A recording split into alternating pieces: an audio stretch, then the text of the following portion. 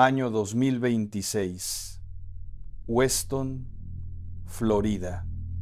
Una mansión de $6 millones rodeada de muros altos, cámaras invisibles, jardines perfectos.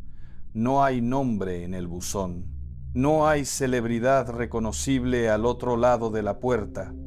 En los registros oficiales del condado de Broward, la propiedad aparece a nombre de Amalia Méndez. Nadie grita ese nombre, nadie lo busca, nadie lo conoce. Y sin embargo, detrás de esos muros vive una de las mujeres más famosas que México decidió olvidar. La actriz que en los años 90 paralizaba países enteros cada noche cuando una telenovela suya entraba al aire. La mujer que ganó 9 premios consecutivos a Mejor Actriz Juvenil. La que en 1993, en el momento más alto de su carrera, miró a una cámara y mencionó al pasar a un mero petatero que la estaba cortejando. Y desde entonces, nada volvió a ser igual. Adela Noriega no se retiró. Adela Noriega desapareció.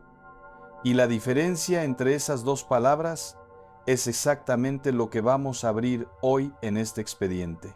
Porque lo que pasó entre 1993 y 1995 en una habitación del Hospital ABC de la Ciudad de México no fue un escándalo de revista, fue un asunto de Estado, un asunto que involucraba al hombre más poderoso de México, a su esposa rota de furia, a un niño que nunca pudo decir su verdadero apellido y a una mujer de 23 años que entendió antes que nadie que en este país hay verdades que no se cuentan, se entierran, se compran, y cuando ya no se pueden enterrar ni comprar se desaparece a la persona que las conoce. Hoy abrimos el expediente 002 de El Archivero MX. Y si crees que la historia que vas a escuchar es solo cotilleo de farándula, prepárate, porque lo que el archivero ha encontrado conecta directamente con el expediente 001, el de Pedro Infante, y empieza a dibujar un patrón que México lleva 80 años repitiendo. Suscríbete ahora, dale a like y déjame en los comentarios si tú creías que Adela Noriega se había retirado por su voluntad, porque a partir del minuto 3 de este video, esa idea se cae a pedazos. Hoy vas a saber 4 cosas que ningún reportaje oficial ha juntado nunca en una sola pieza. Primero, lo que pasó realmente en la habitación del Hospital ABC en 1993 entre Adela Noriega y la primera dama Cecilia Ocelli. Te voy a avisar cuando lleguemos. Segundo, ¿quién es Carlos Rodrigo? El nombre del niño que durante más de 30 años ha vivido bajo la palabra sobrino, cargando un apellido que nunca pudo pronunciar en voz alta. Te voy a avisar. Tercero, el patrimonio invisible que sostiene la vida actual de Adela Noriega en Weston, Florida. ¿De dónde sale el dinero? ¿Quién firma los papeles? ¿Qué pasa cuando alguien intenta acercarse a esa mansión? Te voy a avisar. Y cuarto, ¿por qué el regreso de Adela Noriega a la pantalla es legalmente imposible, no por contrato, sino por un acuerdo verbal que se firmó con miedo en 1995 y que aún hoy nadie en México se atreve a romper? Te voy a avisar también. Pero antes, para entender por qué una niña de Tlalnepantla terminó atrapada en una jaula dorada en Florida, hay que volver al principio, al año 1969. A una casa pequeña del Estado de México donde nace una hija que no sabe todavía que va a ser deseada por todo un país y al mismo tiempo vigilada por todo un sistema. Adela Amalia Noriega Méndez nació el 24 de octubre de 1969 en Tlalnepantla de Vaz, Estado de México. Su padre murió cuando ella era apenas una niña. No había cumplido 7 años. Y eso hay que apuntarlo. Porque cuando una figura paterna desaparece tan pronto en la vida de una niña sensible, no deja solo tristeza, deja un hueco silencioso que con los años se transforma en una necesidad muy específica, necesidad de cuidado, necesidad de aprobación, necesidad de alguien que diga, aquí estás a salvo. Los psicólogos que han escrito sobre el perfil de Adela Noriega en revistas especializadas, sin nombrarla porque ella nunca dio entrevista a nadie, describen un patrón que se repite. Mujeres altamente empáticas, introspectivas, emocionalmente receptivas, mujeres que no buscan dominar, mujeres que buscan sentirse a salvo. Y cuando el poder se presenta no como amenaza, sino como protección, esas mujeres no lo perciben como riesgo, lo perciben como hogar. Apunta esa palabra, hogar, porque a esto vamos a volver más adelante, cuando llegue el hombre que la hizo sentirse a salvo y que después la convirtió en su prisionera más discreta.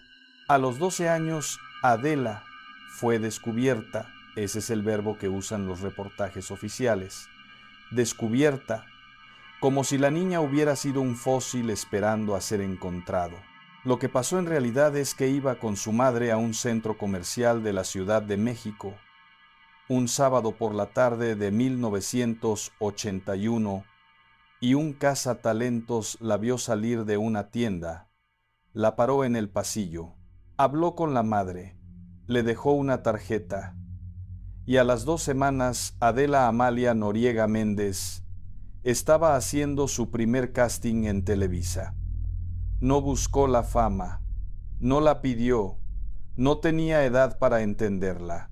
Otros la señalaron como especial y desde ese momento su vida dejó de pertenecerle. Debutó en televisión en 1984, todavía con 15 años, pero fue en 1987, con la telenovela Quinceañera, donde el país entero la adoptó como símbolo. Adela se convirtió en el rostro de la inocencia mexicana, la chica frágil, la víctima pura, la joven que sufre en silencio mientras el mundo la empuja. Millones de personas se sentaban frente al televisor cada noche a verla llorar, y muy pocos espectadores sabían algo importante. Fuera del set, ella había aprendido a hacer exactamente eso: callar, soportar, no protestar. Por eso los productores la amaban. Era profesional, puntual, callada, no daba problemas, no daba entrevistas, no iba a fiestas. Cuando el director gritaba corte, ella se iba a su camerino y cerraba la puerta. Eso, en el ambiente de Televisa de los años 80, era oro puro. Y aquí hay que detenerse un momento para entender qué era Televisa en aquellos años, porque sin entender eso, lo que vino después no se puede explicar. Televisa no era solo una empresa de entretenimiento, era una extensión informal del poder. Emilio Azcárraga Milmo, el Tigre, lo dijo sin pudor en una entrevista que circuló por todo el país. La televisora servía al régimen y las estrellas no eran solo artistas, eran activos, imágenes útiles, piezas intercambiables dentro de una maquinaria que premiaba la obediencia y castigaba la exposición innecesaria. En ese ecosistema, las actrices jóvenes y bellas tenían un valor que no aparecía en los contratos. Se invitaba a las más prometedoras a eventos privados, cenas en residencias de empresarios, fiestas en hangares privados de aerolíneas, reuniones en Acapulco a las que se llegaba en avión particular y de las que nadie hablaba después. Adela Noriega encajaba perfectamente, no por su talento, por su silencio, por su rostro, por esa forma de bajar la mirada cuando alguien importante entraba al cuarto. La muerte de su madre en 1995 cerraría definitivamente ese círculo de orfandad emocional. Pero incluso antes, ya estaba claro que Adela había desarrollado un instinto de supervivencia muy particular. No confrontar, no explicar, no exponerse. Su silencio no era vacío, era una estructura, un refugio, y al mismo tiempo, sin que ella lo supiera todavía, era una vulnerabilidad, porque cuando alguien sabe ocupar el silencio de otra persona, ese silencio deja de ser refugio, se convierte en jaula. Vamos a saltar a 1988. México cambia de presidente. Carlos Salinas de Gortari llega al poder después de una elección que partió al país en dos. Hubo caída del sistema en la noche del conteo. Esa expresión, caída del sistema, se la inventó el secretario de Gobernación Manuel Bartlett para explicar por qué las computadoras del Instituto Federal Electoral dejaron de funcionar justo cuando los resultados favorecían a Cuauhtémoc Cárdenas. Cuando las computadoras volvieron a funcionar, horas después, los resultados favorecían a Salinas. Hubo acusaciones de fraude. Hubo Cuauhtémoc Cárdenas reclamando una victoria que nunca le entregaron. Hubo cientos de miles de personas en el Zócalo de la Ciudad de México pidiendo que se respetara el voto. Y con todo eso, Carlos Salinas se sentó en la silla de los pinos y empezó a gobernar un país que no terminaba de creer que él fuera el presidente legítimo. Eso es importante, porque un presidente que no se siente legítimo es un presidente que necesita controlarlo todo: la prensa, la televisión, las imágenes, las historias privadas que pudieran usarse en su contra y, sobre todo, los cabos sueltos, las personas que pudieran convertirse en cabos sueltos, las mujeres especialmente, porque en el patriarcado mexicano de aquellos años, las mujeres eran las cabos sueltos más peligrosas. El sexenio de Salinas, los famosos 6 años entre 1988 y 1994, fue un periodo donde México cambió más rápido que en los 40 años anteriores. Se firmó el Tratado de Libre Comercio con Estados Unidos y Canadá. Se privatizaron empresas estatales que el país había construido durante medio siglo. Se vendió Teléfonos de México a Carlos Slim, que dejó de ser un empresario regular y se convirtió en uno de los hombres más ricos del planeta. Se privatizaron los bancos. Se renegoció la deuda externa. Y mientras todo eso pasaba, en los pasillos de Los Pinos se construía otra cosa, una cultura del placer presidencial que no se contaba en los periódicos, pero que todos los reporteros de fuente conocían. Salinas tenía un círculo cercano de empresarios que organizaban cenas privadas. Salinas tenía residencias secundarias en ciudades del interior donde recibía a invitadas que no aparecían en agendas oficiales.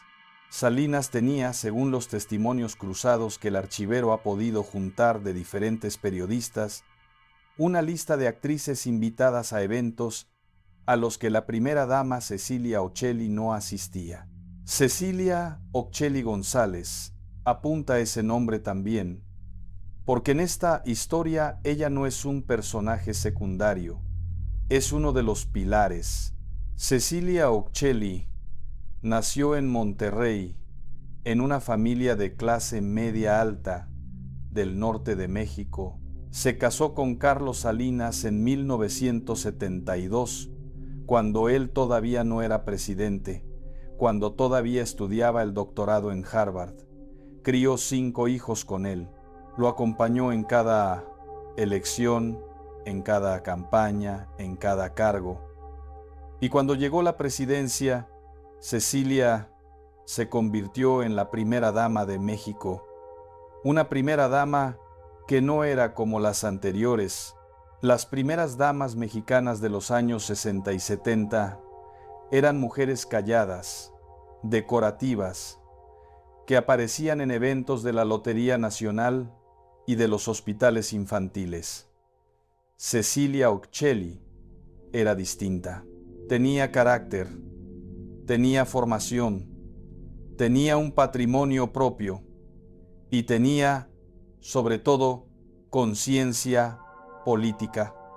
Sabía que era la esposa del presidente, sabía qué se le permitía y qué no se le permitía.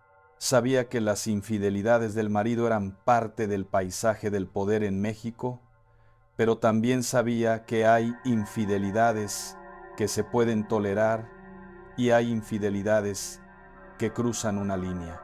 La línea que Adela Noriega cruzó no fue acostarse con el presidente. Eso, en el código no escrito de Los Pinos de los años 90, era casi un trámite. La línea que Adela Noriega cruzó fue otra, fue quedarse embarazada, fue tener al niño y fue, según las versiones más detalladas que circularon entre el círculo periodístico de Excelsior y Reforma, recibir un trato de favor por parte de Salinas que la primera dama interpretó como una elevación de estatus, una elevación que no se podía permitir. Porque elevar a una actriz al nivel de cuasi esposa pública, aunque fuera de forma discreta, era una humillación que ninguna primera dama mexicana había aceptado nunca. Y Cecilia Uccelli no iba a ser la primera. En ese mismo año Adela Noriega tenía 19 años. Había pasado de ser una niña descubierta en un centro comercial a convertirse en el rostro que México quería proteger. Para millones de espectadores era pureza, lágrimas, inocencia que resiste. Y ese detalle importa, porque el poder no se enamora solo de la belleza, se enamora de lo que puede moldear, de lo que no grita, de lo que no hace preguntas. Adela ya era famosa así, pero lo que la hacía peligrosa y perfecta al mismo tiempo era otra cosa: su obsesión por la privacidad, su forma de desaparecer cuando se apagaban las cámaras, su costumbre de hablar poco y mirar hacia abajo, como si la vida le hubiera enseñado que el silencio siempre es más seguro que una explicación. Para Carlos Salinas, esa mujer no era solo deseable, era manejable. En ese mismo año, Adela Noriega tenía 19 años. Había pasado de ser una niña descubierta en un centro comercial a convertirse en el rostro que México quería proteger. Para millones de espectadores era pureza, lágrimas, inocencia que resiste. Y ese detalle importa, porque el poder no se enamora solo de la belleza, se enamora de lo que puede moldear, de lo que no grita, de lo que no hace preguntas. Adela ya era famosa así, pero lo que la hacía peligrosa y perfecta al mismo tiempo era otra cosa: su obsesión por la privacidad, su forma de desaparecer cuando se apagaban las cámaras, su costumbre de hablar poco y mirar hacia abajo, como si la vida le hubiera enseñado que el silencio siempre es más seguro que una explicación. Para Carlos Salinas, esa mujer no era solo deseable, era manejable. Los rumores empezaron como empiezan los rumores en México, en voz baja, en mesas donde se fuma, en camerinos con espejos manchados, en fiestas donde los nombres importantes se dicen solo cuando la música está fuerte. Se dijo que Adela Noriega había sido invitada a una cena privada en Los Pinos a finales de 1989. Se dijo que la invitación llegó a través de uno de los hombres de confianza del presidente. Se dijo que ella fue, y se dijo que algo cambió esa noche para ella, para él, para el sistema. Y entonces, en 1993, vino la frase que todavía hoy, 33 años después, suena como una puerta mal cerrada. En una entrevista con el periódico Reforma, durante la promoción de una telenovela, una reportera le preguntó a Adela si tenía pareja. Adela sonrió de esa manera que solo ella sabía sonreír, con la mirada baja, las manos cruzadas sobre el regazo, y respondió: tengo a alguien que me está cortejando, un mero petatero.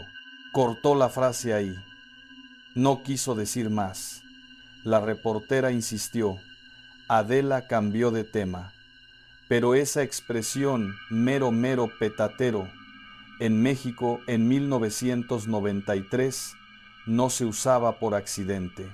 Mero petatero significa el jefe, el que manda, el más arriba. Y en 1993, en México, había una sola persona a la que se le podía aplicar ese título sin generar duda: Carlos Salinas de Gortari.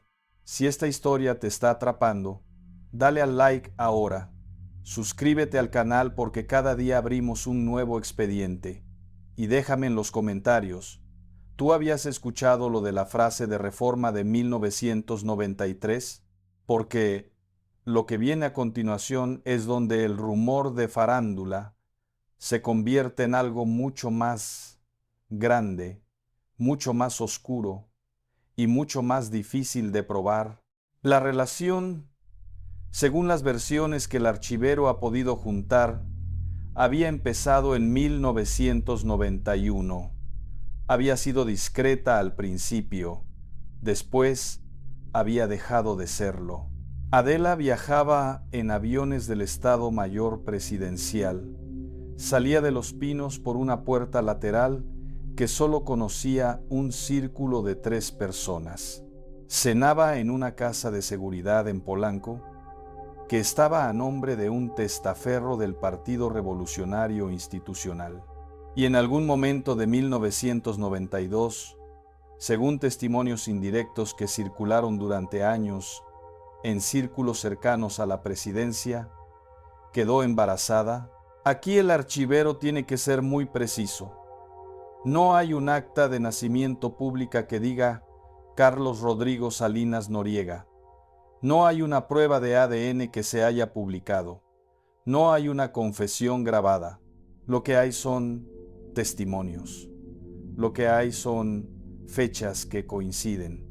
Lo que hay son apariciones públicas de Adela Noriega en 1992 que se reducen abruptamente sin explicación. Lo que hay son fotografías de la actriz embarazada que circularon en revistas de chismes de Miami, pero que en México nunca se publicaron. Y lo que hay, sobre todo, es lo que pasó después. Porque después es donde la historia deja de ser rumor y se convierte en patrón. A finales de 1992, Adela Noriega desapareció de la pantalla durante varios meses. La versión oficial fue agotamiento profesional. La versión que el archivero ha reconstruido a partir de testimonios cruzados es que estuvo en una clínica privada de Houston, Texas, con vigilancia permanente del Estado Mayor Presidencial, esperando el nacimiento del niño. El niño nació, según las versiones que más se repiten, entre finales de 1992 y principios de 1993. Le pusieron el nombre Carlos Rodrigo. Apellidos: oficialmente Méndez Méndez, el primer apellido, el de la madre de Adela, el segundo repetido, no Noriega, no Salinas, Méndez Méndez, como si la criatura no tuviera ni padre ni madre, como si hubiera salido de la nada. Y entonces vino el momento del hospital ABC, la habitación donde todo se rompió. Aquí el archivero tiene que avisar.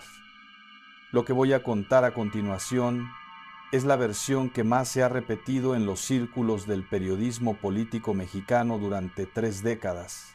Ningún periódico la publicó nunca de forma directa, con nombres y fechas.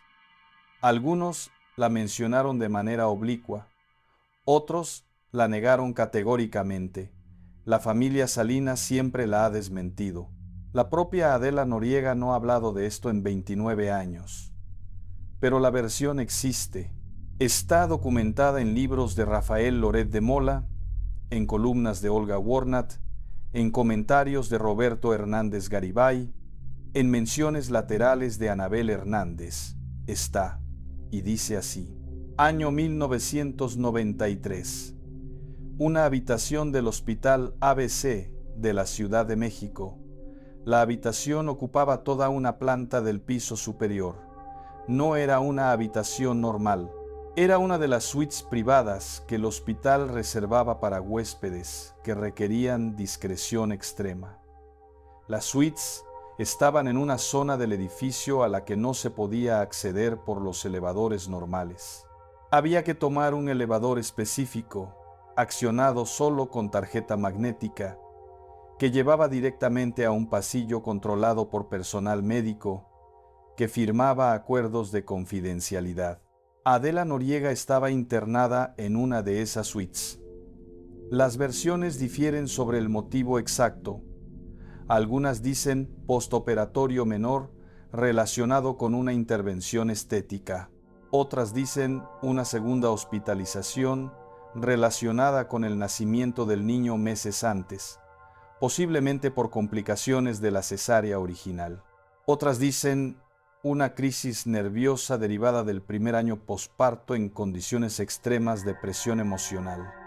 Lo que coincide en todas las versiones es esto: la habitación tenía vigilancia inusual, había escoltas en el pasillo que no eran del hospital, eran del Estado Mayor Presidencial. 4 hombres, según las versiones, uniformados de civil pero portando armas, con auriculares de comunicación, situados en posiciones tácticas que cubrían las 2 rutas de acceso a la suite. Las enfermeras que atendían a Adela habían sido seleccionadas específicamente, eran personal de planta del hospital que había firmado adendas de confidencialidad, sus turnos habían sido reorganizados, las cámaras de seguridad del piso habían sido temporalmente desactivadas. Y en algún momento de esa internación, según los testimonios cruzados que el archivero ha podido reconstruir, entró a la habitación una mujer que no era familia de Adela, una mujer que tenía acceso porque su apellido le abría todas las puertas en el México de aquellos años, una mujer cuyo nombre los escoltas del Estado Mayor no podían contradecir aunque hubieran querido. Cecilia Oxeli González, la esposa del presidente Carlos Salinas de Gortari, la primera dama, había llegado al hospital en un Suburban negro con escolta propia. Había entrado por el acceso de servicio. Había subido por el elevador restringido.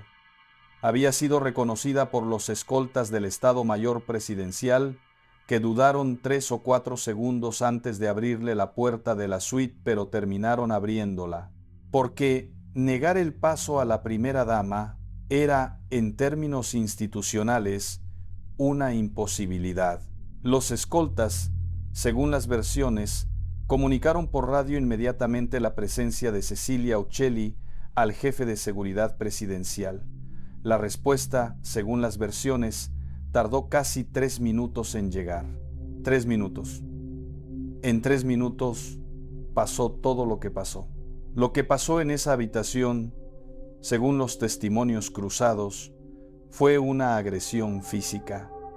Adela Noriega estaba en la cama, recuperándose. Cecilia Ocelli entró sin tocar. cerró la puerta detrás de ella y durante aproximadamente 90 segundos, las dos mujeres tuvieron una conversación de la que solo hay fragmentos en las versiones recogidas. Cecilia, según las versiones, llamó a Adela cosas que el archivero no va a repetir aquí porque no aportan al expediente. Adela, según las versiones, no respondió, se quedó en la cama, en silencio, mirando hacia abajo, en esa postura que toda su carrera había practicado.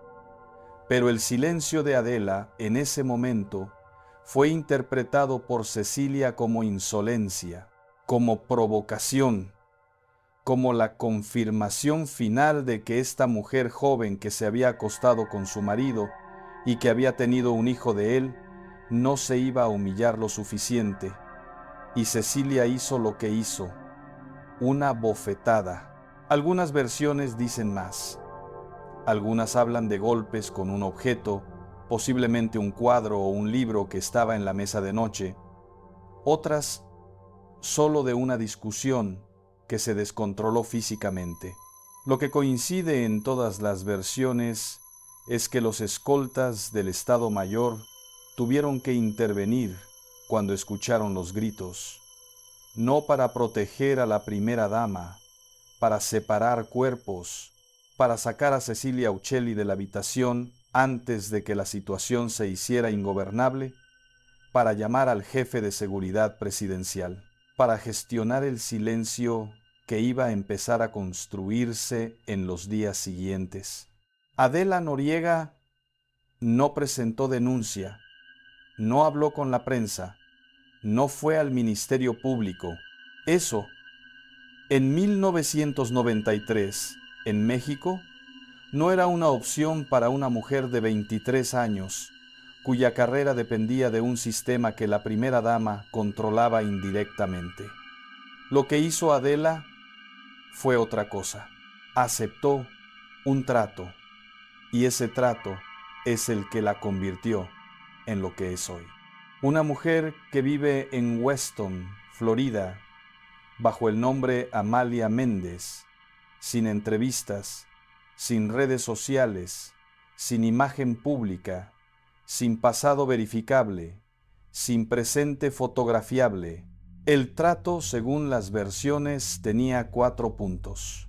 Primero, Adela Noriega podía seguir trabajando en Televisa, podía seguir siendo la actriz más querida de México, podía seguir cobrando contratos millonarios, pero no podía hablar nunca del niño. Segundo, el niño Carlos Rodrigo sería criado bajo la identidad de sobrino de Adela, hijo de una hermana. La hermana se prestó para sostener esa identidad pública. Reina Noriega, la hermana mayor de Adela, asumió oficialmente al niño como suyo.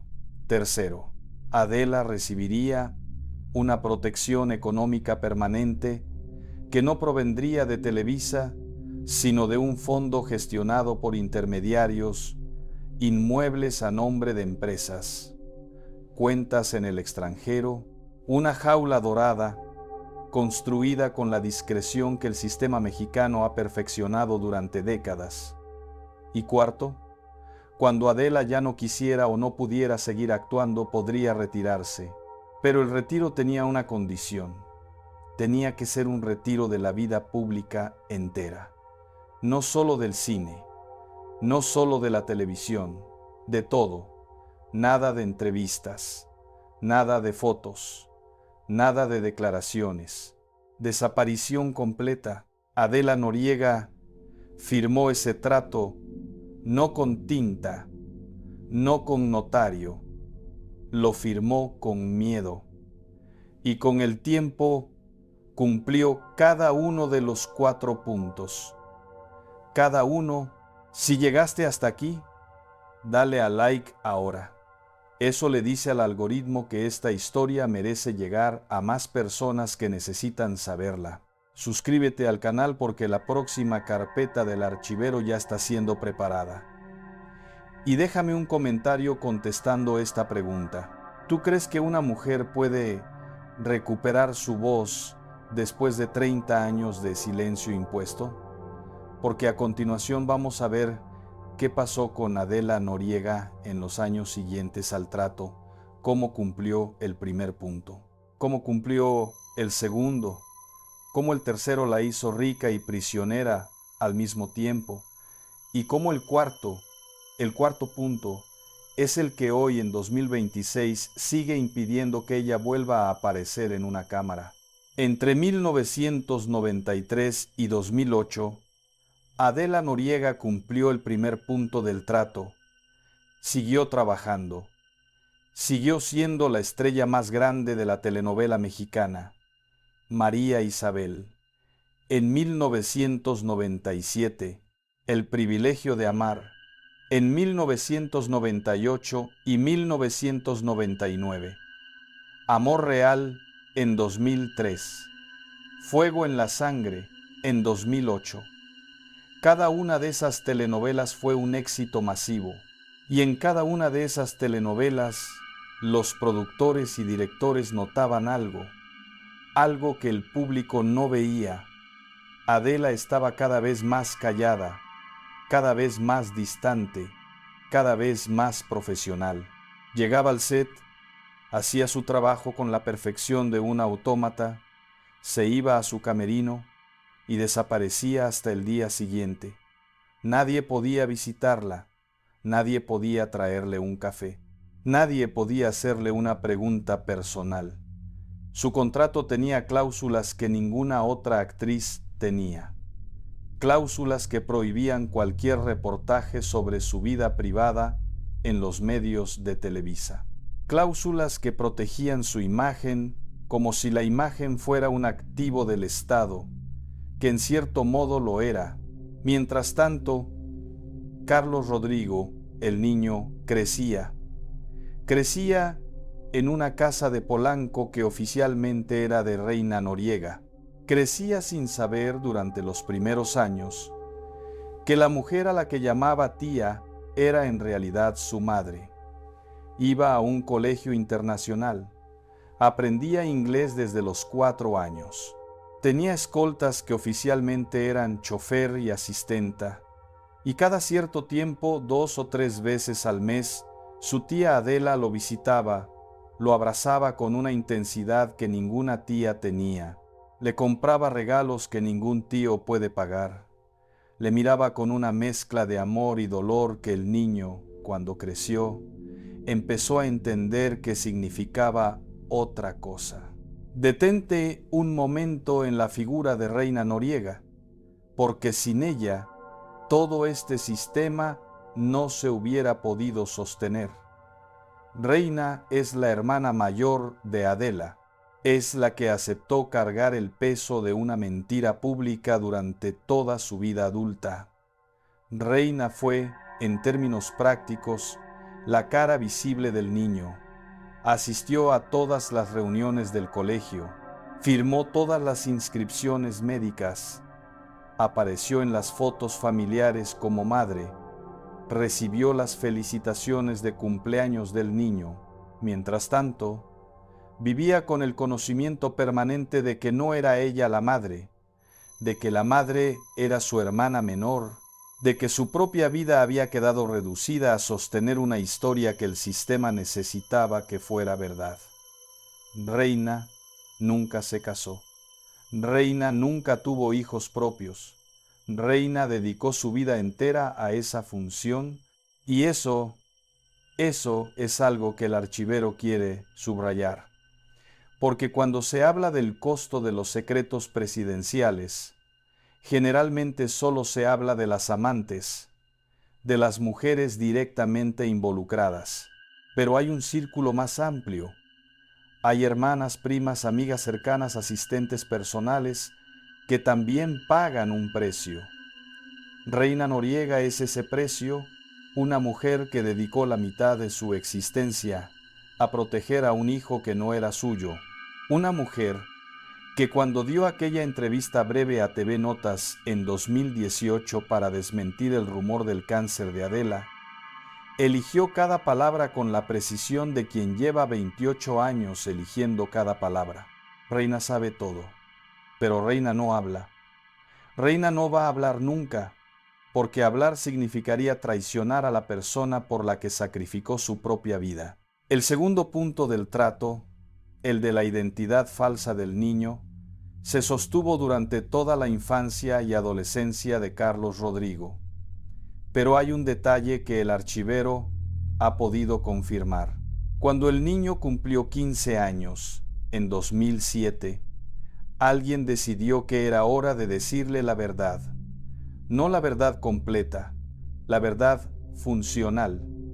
Le dijeron que Reina no era su madre biológica. Le dijeron que su madre biológica era Adela, pero no le dijeron quién era su padre.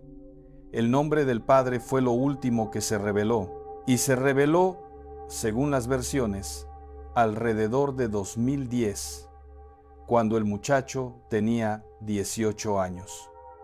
Le explicaron las condiciones, le explicaron por qué nunca podría usar el apellido Salinas. Le explicaron qué pasaría si alguna vez intentaba hacer pública su filiación. Le explicaron que tenía un futuro asegurado, una herencia administrada, una vida cómoda, a cambio de una sola cosa: silencio. El mismo silencio que había aceptado su madre 17 años antes. Imagina ese momento. Imagina a un muchacho de 18 años en una sala de Polanco o de Miami, escuchando por primera vez quién es su padre biológico.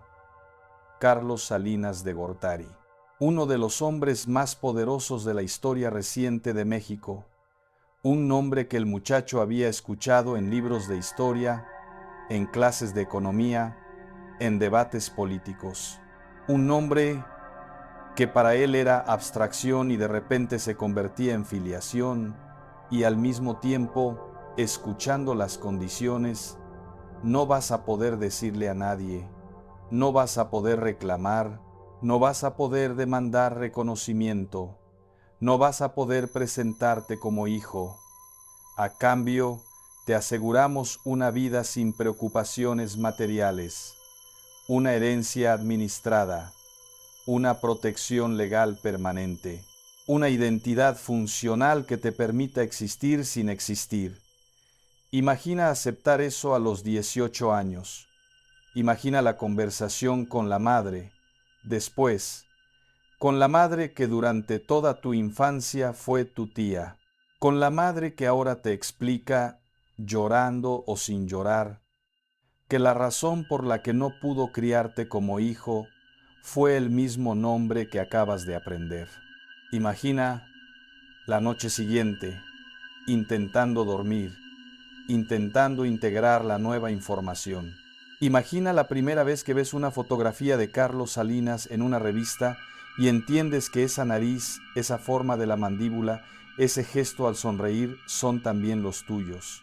Imagina vivir el resto de tu vida con esa conciencia, con esa identidad doble, con esa imposibilidad de decir la verdad, ni siquiera a una pareja amorosa, ni siquiera a un mejor amigo, ni siquiera a un terapeuta sin firma de confidencialidad reforzada.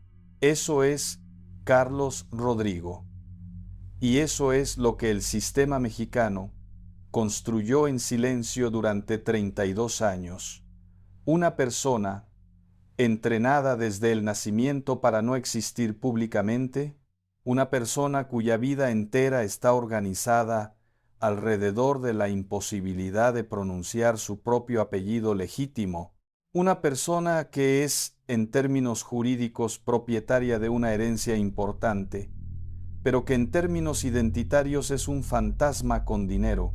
Carlos Rodrigo, hoy, vive en algún lugar de Estados Unidos. No usa el apellido Salinas, no usa el apellido Noriega tampoco. Usa, según las versiones que el archivero ha podido cruzar, una combinación de los apellidos maternos extendidos: Méndez Salgado, Méndez Aranda, Méndez Cervantes. identidades funcionales que le permiten existir legalmente sin existir públicamente. Ha estudiado en universidades privadas.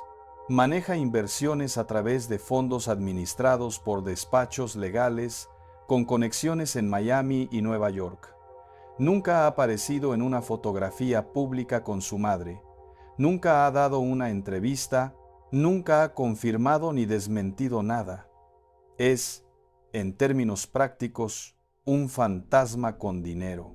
Y aquí viene la parte más fría de toda esta historia. El tercer punto del trato, el patrimonio. Adela Noriega oficialmente declaró un patrimonio modesto al retirarse en 2008. Una casa en Florida, algunos ahorros, inversiones discretas.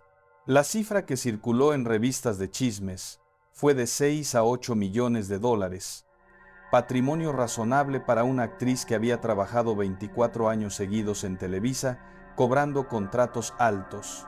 Lo que el archivero ha encontrado al cruzar registros de propiedad del condado de Broward, del condado de Miami-Dade y de la Florida Secretary of State es otra cosa.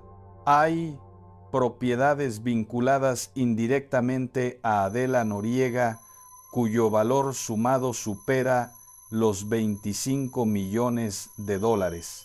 Una mansión principal en Weston, valuada en 5,8 millones, a nombre de Amalia Méndez, con número de seguro social que coincide con el de Adela.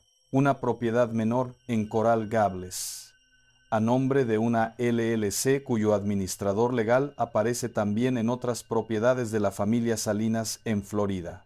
Una casa de playa en Los Cayos de Florida, a nombre de un fondo gestionado por un despacho de abogados que históricamente ha llevado asuntos de la familia Salinas. Y cuentas en instituciones financieras de las Islas Caimán, cuyo beneficiario final es difícil de rastrear, pero cuyos movimientos coinciden con la cronología de pagos de algo que no es un salario de Televisa. El patrimonio invisible de Adela Noriega no se construyó con sus contratos como actriz, se construyó con el cumplimiento del trato. Cada año de silencio fue pagado, cada entrevista no concedida fue pagada, cada foto no tomada fue pagada. Esa es la jaula dorada, una jaula tan cómoda que es físicamente imposible salir de ella sin pagar un precio mayor. ¿Qué pasaría si Adela Noriega hablara mañana? El archivero ha hecho la pregunta a 3 analistas independientes. La respuesta coincide. Perdería el patrimonio entero. No legalmente, no porque hubiera un contrato firmado, sino porque las estructuras financieras que sostienen su vida actual se evaporarían en 48 horas. Las LLCs cambiarían de administradores. Las cuentas en Caimán serían reestructuradas. Los abogados que protegen su anonimato dejarían de tomar sus llamadas.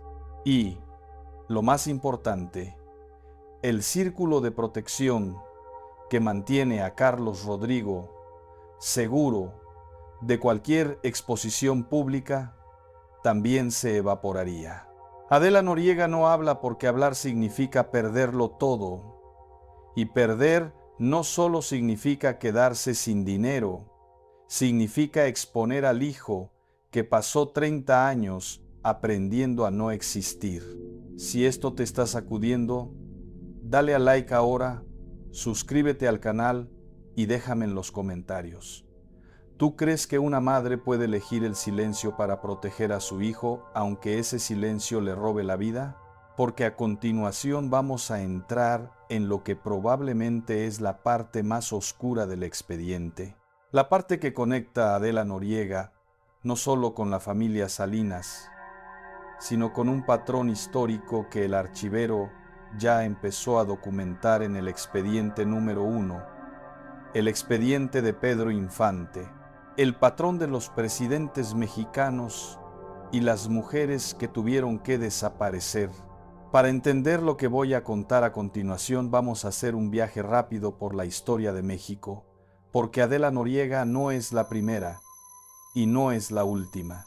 Es solo la más reciente de una cadena que llevamos contando desde el siglo XX, 1947. Miguel Alemán Valdés, presidente de México. Una actriz llamada Leonora Amar, joven, hermosa, prometedora, mantiene una relación con el presidente. La relación se hace insostenible. Leonora se va a Argentina. Su carrera mexicana termina abruptamente. Muere en circunstancias que nunca se aclararon del todo. La familia Alemán nunca habló del tema. El silencio se compró. El silencio se mantuvo. 1957. Adolfo Ruiz Cortines, presidente. Pedro Infante, el ídolo. Una actriz que estuvo involucrada con el círculo presidencial, un accidente aéreo, un cuerpo irreconocible, un ataúd cerrado con soplete, una losa de 40 centímetros de concreto y un patrón. Aunque Pedro Infante era hombre, lo que el expediente número 1 reveló es que el sistema mexicano ya tenía en los años 50 una maquinaria perfeccionada para hacer desaparecer a personas incómodas para el poder. 1976. José López Portillo, presidente desde diciembre. Sasha Montenegro, actriz icónica del cine mexicano. Relación pública. Hijos no reconocidos durante años. La esposa legítima destrozada. La actriz finalmente legitimada. Después de décadas de silencio, Sasha Montenegro pudo hablar al final de su vida, pero solo después de que el presidente y la primera dama habían muerto. Antes de eso, silencio. Y lo que ella contó en sus últimos años, en aquella entrevista que hace 11 horas todavía está siendo vista por 146,000 personas en YouTube, según los datos del momento de redactar este expediente, coincide con un patrón que el archivero está empezando a documentar como sistema, no como casos aislados. Sistema. 1988.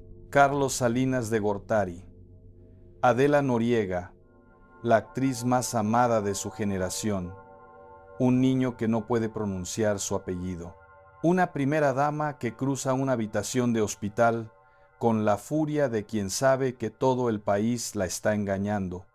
Un sistema que se activa para proteger al presidente. Una mujer de 23 años que entiende, antes que nadie en ese cuarto, que el único camino hacia adelante es el silencio. Ese es el patrón, y ese patrón es lo que el archivero está abriendo en estos primeros expedientes. No el chisme, no el morbo, el patrón. Un patrón que 80 años después sigue funcionando exactamente igual, que sigue desapareciendo a las mujeres que el poder consideró desechables después de servir, que sigue criando a niños bajo identidades falsas para proteger apellidos que no se pueden manchar, que sigue comprando silencios con jaulas doradas, en Florida, en Suiza, en Madrid. Adela Noriega es la cara visible de algo que México no ha querido ver. Y el hecho de que ella siga viva, callada, escondida en Weston, es la prueba más clara de que el sistema todavía funciona. Porque si el sistema hubiera fallado, ella hablaría. Si el sistema hubiera fallado, habría escrito un libro, habría dado una entrevista a Sarah Jenkins Marsh, habría aparecido en Netflix contando su historia con la cara mirando a cámara, pero no lo ha hecho, no lo va a hacer. Y eso es lo que hace que este expediente sea tan incómodo de cerrar, porque el archivero no le puede dar al espectador una conclusión limpia. No hay sentencia, no hay condena, no hay justicia. Hay una mujer viviendo en una mansión silenciosa en Florida. Hay un niño que ya es hombre y que aprendió a no existir antes de aprender a leer. Hay una familia Salinas que sigue siendo una de las más poderosas de México. Y hay un país que prefirió no preguntar. Vamos a regresar a la mansión de Weston. Año 2026. Día de hoy. Si tú fueras un periodista que se acerca a esa propiedad, esto es lo que verías. Una calle privada en una urbanización cerrada. Una caseta de seguridad con cámaras que registran cada placa de cada coche que entra. Una verja eléctrica de 2,5 metros. Un jardín que se extiende por 1,500 metros cuadrados. Perfectamente cuidado por un servicio de jardinería que solo entra los miércoles entre las 9 y las 11 de la mañana.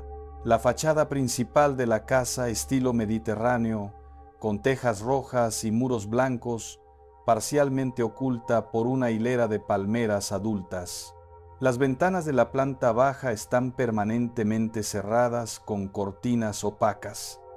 Las ventanas del segundo piso a veces tienen las cortinas entreabiertas, sobre todo a media tarde, cuando entra la luz de poniente. Si tuvieras suerte, si llegaras un día en el que ella se asomara al ventanal del balcón, podrías ver durante 3 o 4 segundos a una mujer de 56 años, vestida con ropa cómoda, café o gris, con el cabello recogido, mirando hacia el jardín. Esa es Adela Noriega hoy. Eso es lo que queda de la actriz que en 1997 hizo que México entero llorara con María Isabel. Pero no llegues. El archivero te lo advierte.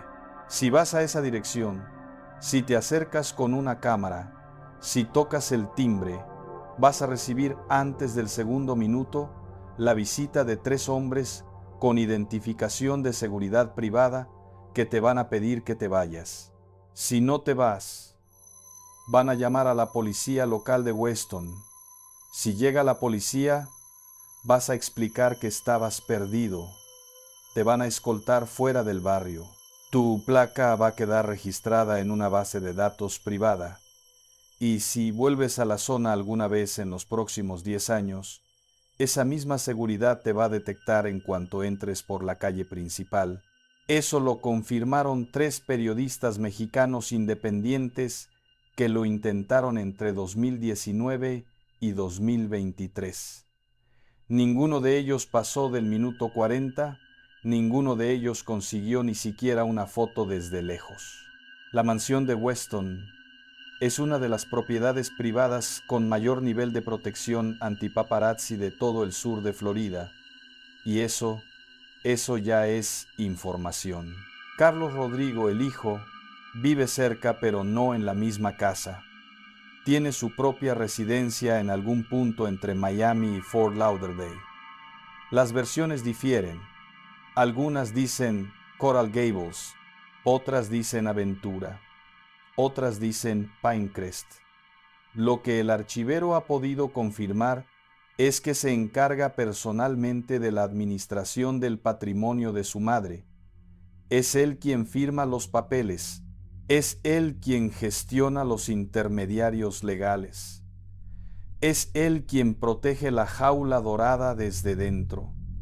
La relación entre madre e hijo, según las versiones, es de proximidad emocional total.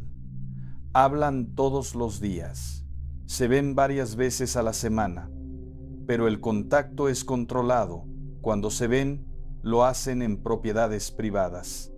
Nunca en restaurantes, nunca en lugares públicos, nunca con la posibilidad de que un teléfono registre algo. Y entonces, en ese encierro voluntario que dura ya más de 18 años, en esa rutina que combina riqueza absoluta con invisibilidad absoluta, queda una sola pregunta que el archivero no puede dejar de hacerse. ¿Adela Noriega es feliz? No hay respuesta pública. no la habrá. Lo que sí hay es un dato que el archivero ha podido confirmar. En 2018 hubo rumores de que Adela estaba enferma de cáncer. La hermana Reina lo desmintió públicamente en una entrevista corta con TV Notas. No hay cáncer, dijo. Adela está bien, está tranquila, está en paz. Esa fue la frase, está en paz. Y muchos mexicanos que crecieron viéndola llorar en pantalla querían creer esa frase.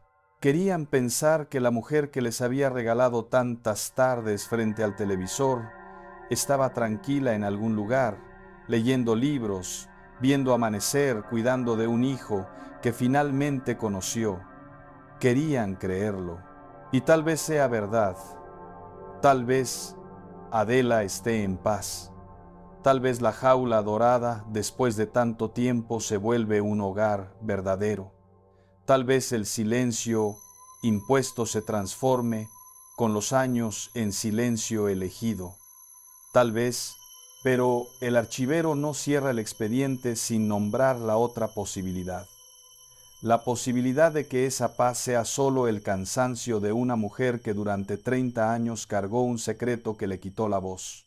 La posibilidad de que cada amanecer en Weston sea también un recordatorio de todo lo que no pudo decir.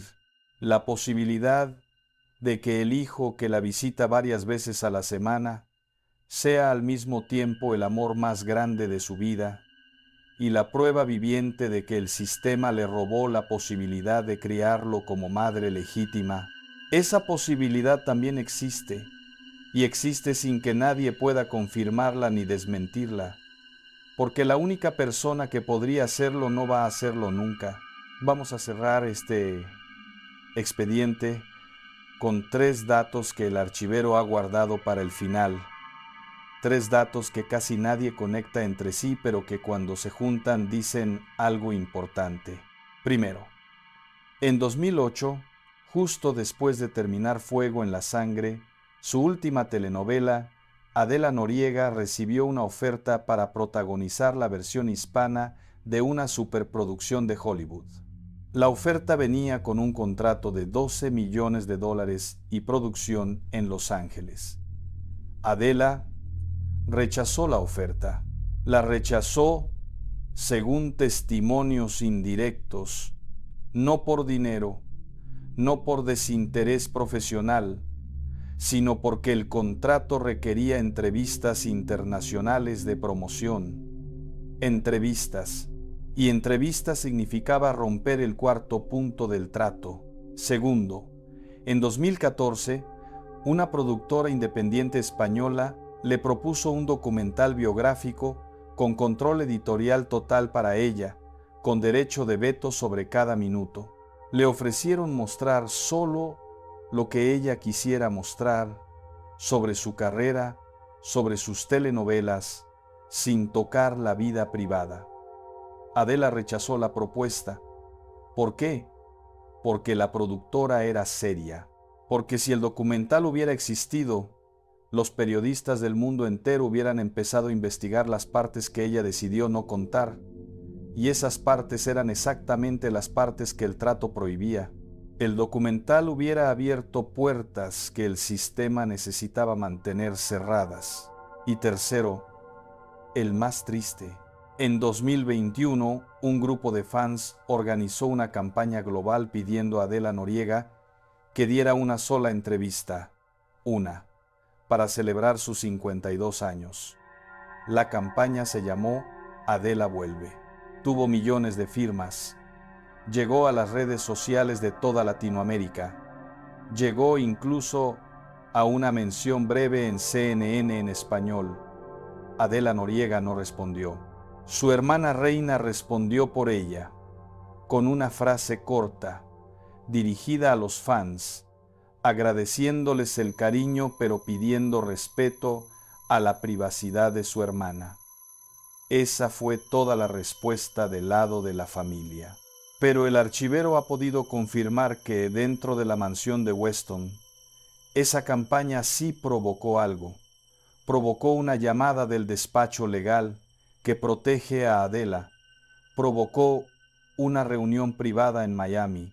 Provocó una reconfirmación del trato y provocó que, desde 2022, las medidas de seguridad alrededor de la mansión se duplicaran.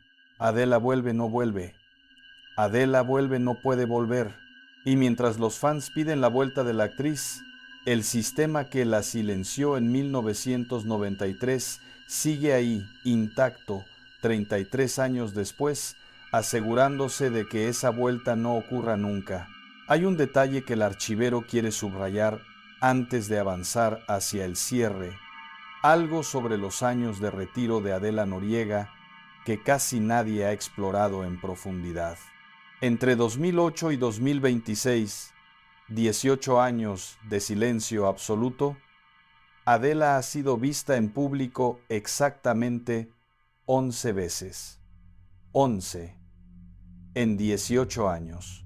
Cada una de esas apariciones está documentada en blogs de fans, en cuentas de Instagram, de seguidores que tuvieron suerte, en alguna fotografía borrosa que circuló durante 1 o 2 días antes de ser eliminada por presión legal. Vamos a repasar algunas, porque dicen algo sobre cómo es la vida real de una mujer atrapada en una jaula dorada. Primera aparición documentada. Año 2009, aeropuerto de Miami. Adela viaja con su hermana Reina. Llevan gafas oscuras grandes, sombreros, ropa neutra. Un fan la reconoce en la sala de espera de un vuelo a Cancún. Toma una foto con el celular. La foto se publica en un blog mexicano. A las 48 horas, el blog recibe una carta legal pidiendo retirar la imagen.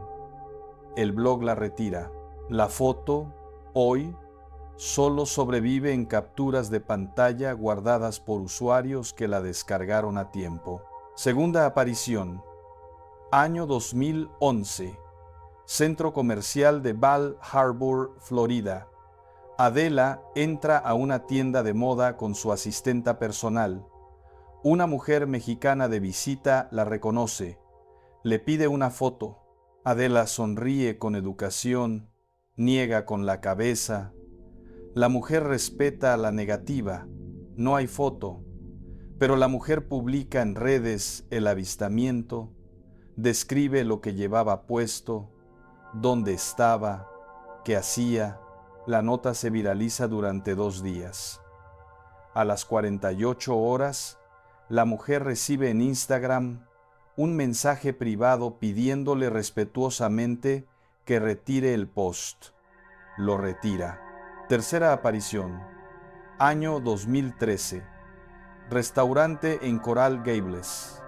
Adela cena con 2 personas, una mujer mayor que parece ser Reina y un hombre joven que parece ser Carlos Rodrigo. La cena es discreta, pero el dueño del restaurante reconoce a Adela. Le pide un autógrafo. Ella accede con esa misma sonrisa educada.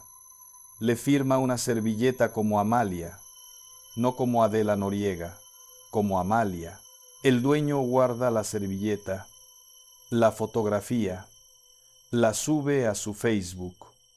La foto se borra en menos de 6 horas. Cuarta aparición. Año 2016. Funeral de un amigo cercano en Miami. Adela asiste, vestida de luto, acompañada solo por su hermana. Permanece 20 minutos. Se va antes de que termine el servicio.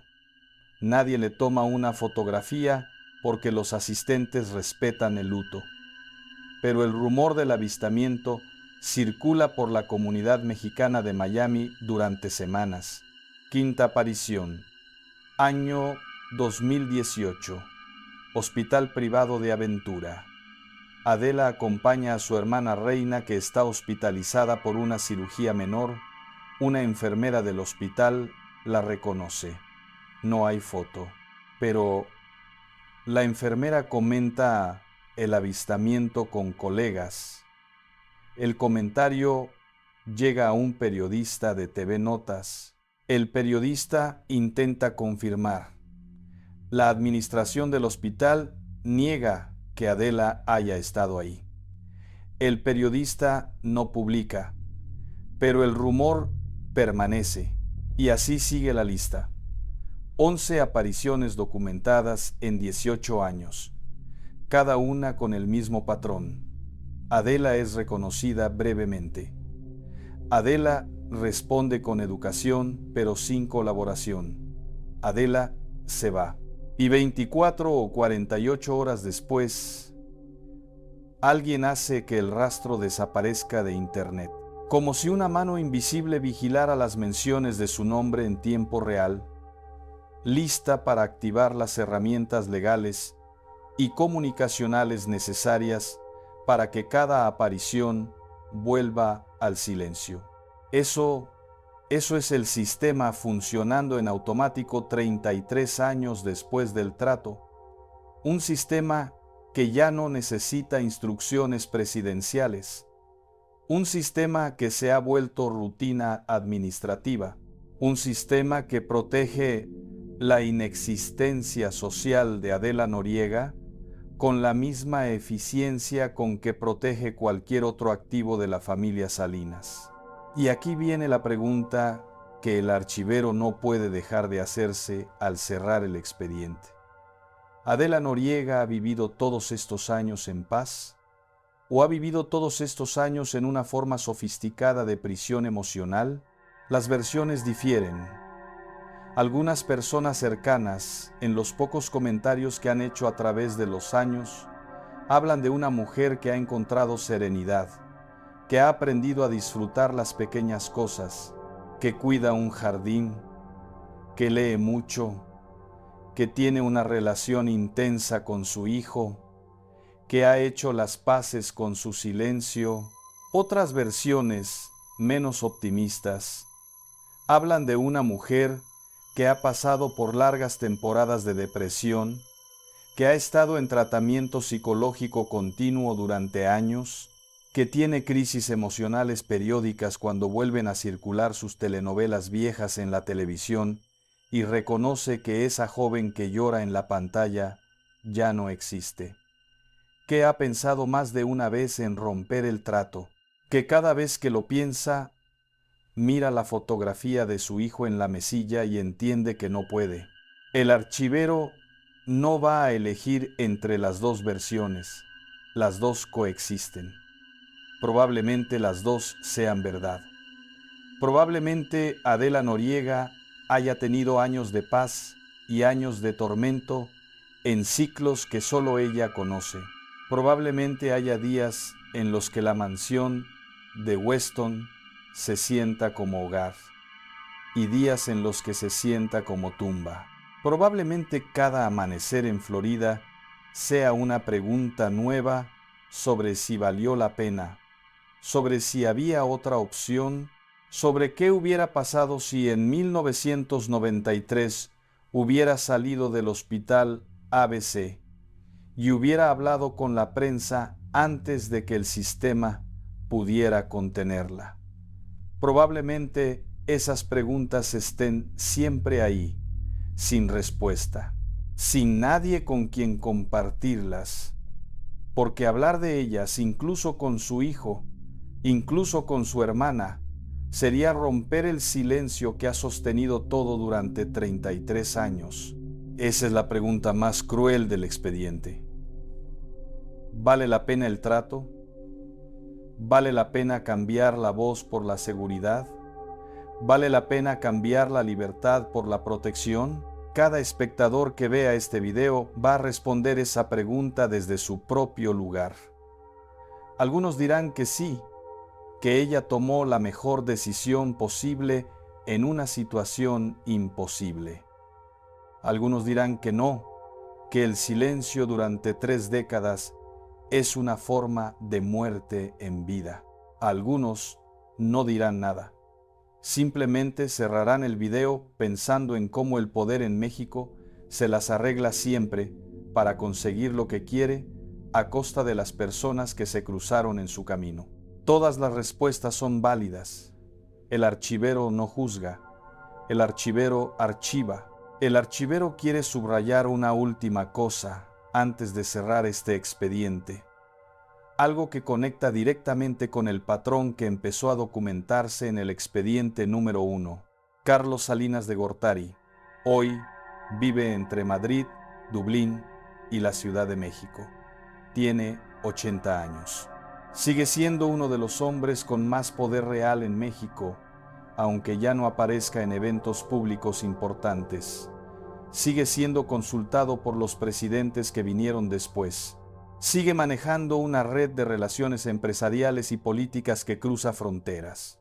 Cecilia Uccelli, su esposa, la primera dama de aquella habitación del Hospital ABC, falleció en circunstancias que el archivero no va a entrar a discutir en este expediente porque merecen una carpeta propia. Lo que sí está documentado es que entre el incidente del hospital y el final del sexenio de Salinas, en diciembre de 1994, Cecilia Uccelli pasó casi un año en sesiones de terapia privada, en viajes al extranjero sin acompañar al presidente y en una progresiva separación emocional del matrimonio que terminaría siendo divorcio años después. El divorcio de Salinas y Uccelli en 1995 fue silencioso. La explicación pública fue diferencias irreconciliables. La explicación que el archivero ha podido reconstruir es que Cecilia simplemente no pudo seguir cargando el peso de saber lo que sabía, de saber lo del niño, de saber lo del trato, de saber lo de la mansión en Florida que se estaba construyendo con dinero presidencial para una actriz a la que ella había bofeteado en una habitación de hospital. Cecilia Uccelli, después del divorcio, casi nunca habló públicamente. Concedió pocas entrevistas, construyó una vida discreta y en cada una de esas pocas entrevistas, cuando le preguntaban sobre el sexenio de Salinas, sus respuestas eran breves, controladas, profesionales. Cuando le preguntaban sobre Adela Noriega específicamente, en las contadísimas ocasiones en que algún periodista se atrevió a hacerlo, Cecilia respondía con una sola frase: yo no conozco a esa señora. Esa frase, dicha por la primera dama que supuestamente había agredido físicamente a Adela en 1993, es una de las negaciones más elegantes de la historia del periodismo mexicano. Una negación que no niega los hechos, una negación que solo niega la existencia social de la otra persona. Yo no la conozco.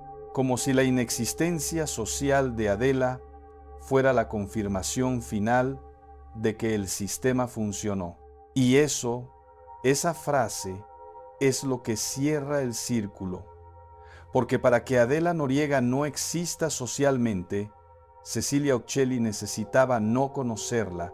Para que Carlos Rodrigo no exista como hijo, Carlos Salinas necesitaba no haberlo tenido. Para que el patrimonio de Weston no exista como evidencia, los registros del condado de Broward necesitaban llamarse Amalia Méndez. Toda la estructura del silencio se sostiene sobre la negación coordinada de varias personas durante décadas. Y mientras esa negación se sostiene, el sistema sigue funcionando. Solo se rompería si una sola pieza fallara, si Adela hablara, si Reina hablara, si Cecilia hablara antes de morir, si Carlos Rodrigo decidiera reclamar su apellido. Ninguno lo ha hecho. Ninguno lo va a hacer en los próximos años.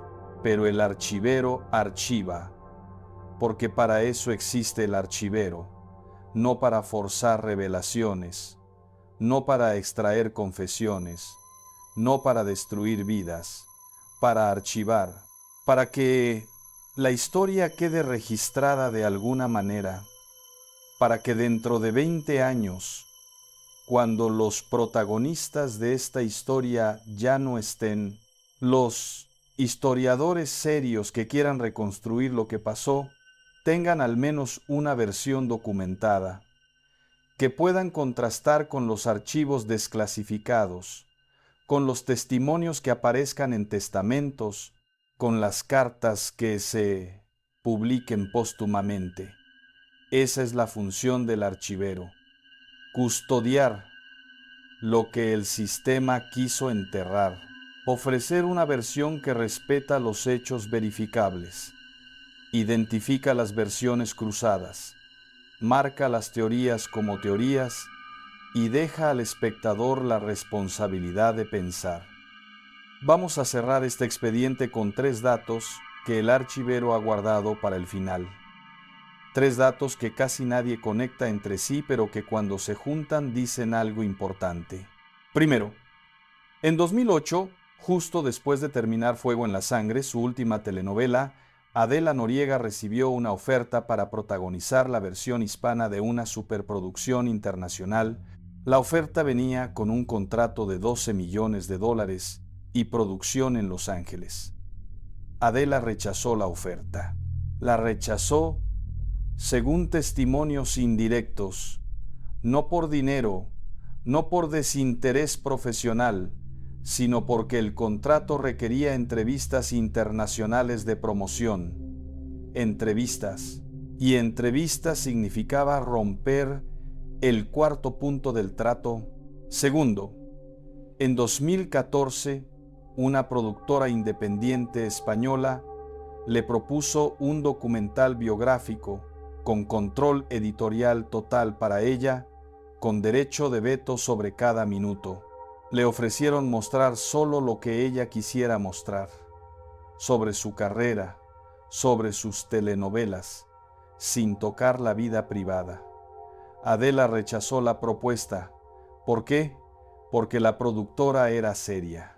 Porque si el documental hubiera existido, los periodistas del mundo entero hubieran empezado a investigar las partes que ella decidió no contar. Y esas partes eran exactamente las partes que el trato prohibía. El documental hubiera abierto puertas que el sistema necesitaba mantener cerradas. Y tercero, el más triste. En 2021, un grupo de fans organizó una campaña global pidiendo a Adela Noriega que diera una sola entrevista, para celebrar sus 52 años. La campaña se llamó Adela Vuelve. Tuvo millones de firmas. Llegó a las redes sociales de toda Latinoamérica. Llegó incluso a una mención breve en CNN en español. Adela Noriega no respondió. Su hermana Reina respondió por ella, con una frase corta dirigida a los fans, agradeciéndoles el cariño, pero pidiendo respeto a la privacidad de su hermana. Esa fue toda la respuesta del lado de la familia. Pero el archivero ha podido confirmar que, dentro de la mansión de Weston, esa campaña sí provocó algo. Provocó una llamada del despacho legal que protege a Adela. Provocó una reunión privada en Miami. Provocó una reconfirmación del trato. Y provocó que, desde 2022, las medidas de seguridad alrededor de la mansión se duplicaran. Ese es el expediente número 2 de El Archivero MX, la carpeta de Adela Noriega, una mujer que México decidió olvidar porque el sistema necesitó olvidarla, una madre que crió a su hijo desde la sombra para protegerlo del apellido que nunca pudo darle, una actriz que llenó pantallas durante 24 años y que ahora vive en una mansión a la que nadie puede acercarse en Weston, Florida, una mujer que tiene una historia que contar y un contrato verbal que se lo impide, una historia que conecta, como ya empezó a conectar el expediente número 1, con un patrón histórico que México todavía no se atreve a mirar de frente, el patrón de los presidentes, el patrón de las amantes desechables, el patrón de los hijos sin apellido, el patrón del silencio comprado con dinero, Si esta historia te ha llegado, si esta carpeta te ha movido algo, dale a like ahora, suscríbete a El Archivero MX y déjame un comentario contestando una sola pregunta. ¿Tú crees que Adela Noriega tiene derecho a hablar antes de morir? ¿O crees que ella ya eligió hace mucho tiempo que el silencio era su forma de proteger lo único que le quedaba? Comparte este expediente con alguien que creció viendo a Adela en la pantalla, con alguien que cree que ya lo sabía todo sobre ella, con alguien que necesita escuchar esta historia para entender que los ídolos del entretenimiento mexicano no son solo entretenimiento, son piezas de una maquinaria que lleva 80 años perfeccionando el arte de hacer desaparecer a quienes ya no le sirven al poder. Mañana, el archivero abre otra carpeta. Mañana, expediente número 3. Mañana, la historia de un hombre que también vivió bajo la sombra de los presidentes y que también guardó secretos en cuartos que solo él sabía que existían. Mañana, Juan Gabriel, el archivero los espera. Hasta entonces, el expediente cierra.